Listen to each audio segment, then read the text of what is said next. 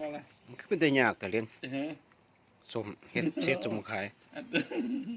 ไม่เอาแค่บรรทายติหัดไว้ดิ ตั้งเสียกฟังมาหยังวะเนี่ย เอาหมูนี่เนี่ยเกี่ยวหอยตากแดดดี สีตาคือหยัง ฮะยากแดดเลย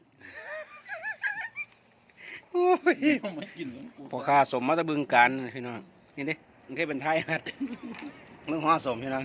สิขายห่อแล้วจักสิขายห่อจักวันนี่ มันบ่ขายเลยเนาะของแบกนี่เนี่ยนะลงทุนเบิดบักหลายเนาะ มันจะมาสร้างคักเนาะมึงเนี่ยไม่ห่อสมนี่ไม่ห่อคือเจ้าของคักแต่ นี่แล้วตัวมันสิแซ่บตัวมันสิเนาะแกะ แค่บรรทายโรงงานเหมือน แม่ เหมือนแม่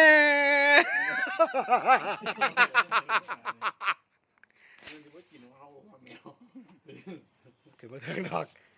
แมวก็สิบ่ฮู้จักที่ว่าแนวกินเล่นบ่คือแนวกินคัก